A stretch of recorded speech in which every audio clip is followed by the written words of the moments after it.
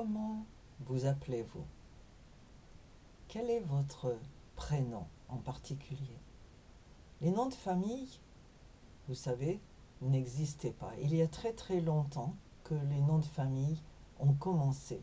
Et quand ils ont commencé, ils décrivaient généralement un endroit où la personne habitait. Par exemple, Dupont, la personne qui habitait près du pont. Ou bien Lefebvre, qui indiquait une profession. Ou bien le brun, la couleur des cheveux par exemple. Donc petit à petit, on a pu distinguer, puisque tout le monde s'appelait Pierre, Marie, Jean, il fallait quand même distinguer, on ne pouvait pas dire numéro 1, numéro 2. Alors on a dit Dupont, Jean Dupont, celui Dupont par exemple. Mais ce qui m'intéresse aujourd'hui, ce sont les prénoms. Les prénoms ont toujours été importants. Bien sûr parce que on les vocalise, on les prononce régulièrement. Votre enfant joue dans la rue et vous voulez qu'il rentre à la maison et vous l'appelez. Pierre, rentre, c'est l'heure de manger. Okay, c'est l'heure du repas. Et généralement, ces prénoms ont commencé très tôt avec la présence importante de l'Église catholique en France. C'était des prénoms de saints. Mais comment savoir quel est le prénom d'un saint ou qui sont les saints? Il y en a qui sont très connus, comme Marie par exemple, la mère de Jésus.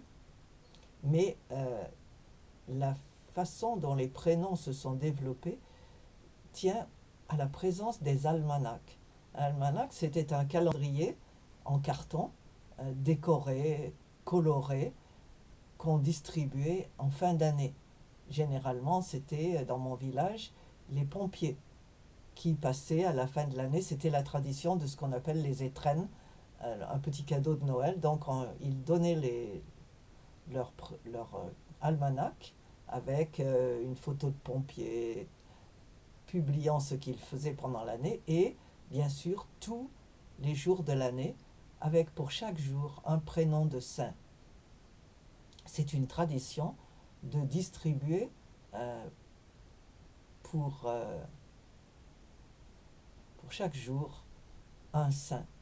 Donc un site internet indique que le site Nominis en a recensé plus de 8000 des saints. Bien sûr, il y en a des millions. Tous figurent dans le martyrologe romain qui contient la liste des saints et bienheureux honorés par l'Église catholique d'Occident. Mais comme vous le savez, il y a des saints dans tous les pays du monde et par conséquent, chaque pays, chaque langue, chaque groupe linguistique a ses saints qui sont mentionnés par leur prénom. Il y a souvent plusieurs saints chaque jour et un même prénom peut correspondre à plusieurs dates. Par exemple, il y a Sainte Thérèse de Lisieux, Sainte Thérèse d'Avila, etc. Et donc, en tout cas, un certain nombre de gens, parce qu'ils ne peuvent pas tous être là, un certain nombre de saints sont accolés à un jour de l'année. Et dans l'ancien temps, dans la tradition, en France, on regardait l'almanach pour savoir quel prénom on allait donner à l'enfant qui venait de naître. Donc mon prénom c'est Françoise, Françoise qui veut dire à l'origine française, puisque François c'était français. La langue a évolué donc maintenant. Donc mon prénom c'est Françoise et j'ai bien sûr un modèle de sainte. Je suis dans le calendrier. Si vous êtes né le jour de Noël, vous allez vous appeler Noël ou Noël, LLE pour une fille.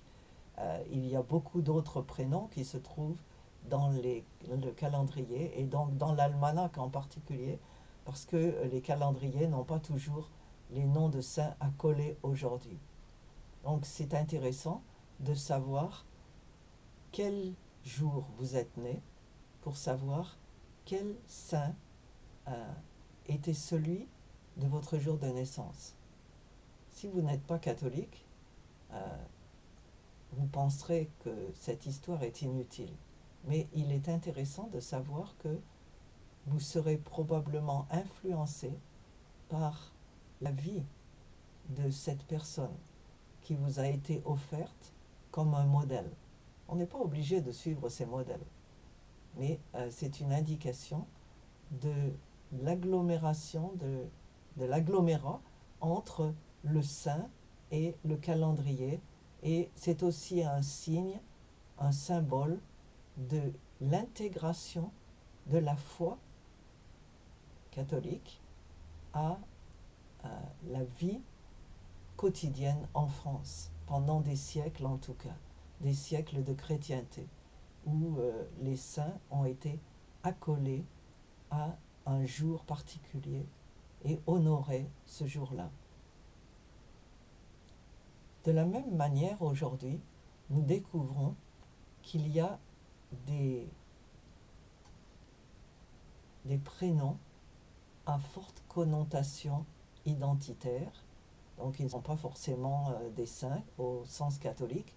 On peut avoir des prénoms qui indiquent autre chose qu'un saint. Par exemple, en Pays Igbo au Nigeria, la tradition est de donner à l'enfant un prénom, soit un prénom qu'on aime, parce qu'on le connaît, il a été donné à d'autres enfants que nous connaissions, ou bien un prénom qui a un sens dans l'histoire de la famille ou de l'histoire de l'enfant. Par exemple, il y a beaucoup d'enfants qui s'appellent Nonye ou Nonyem, qui veut dire « reste avec moi », puisque en Igbo, tous les prénoms et tous les noms ont un sens. Donc Nonyem, reste avec moi, peut indiquer une famille où il y a eu plusieurs décès dans l'enfance. Des familles qui ont perdu des enfants assez jeunes et qui supplient maintenant celui qui vient d'arriver de rester avec eux. Il y a d'autres prénoms comme Ebube Chukwu, miracle de Dieu, qui est souvent donné à des garçons, mais pas forcément, puisque les prénoms en Igbo sont plus ou moins intersexes. On peut s'appeler Ngozi, bénédiction, qu'on soit un garçon ou une fille. Tandis qu'en France, bien sûr, les prénoms sont masculins ou féminins. Quelquefois, très souvent, le prénom féminin ne fait que féminiser l'orthographe du masculin. Par exemple, Pierre et Pierrette, Jean et Jeanne, François, Françoise. C'est comme ça qu'on indique le masculin ou le féminin.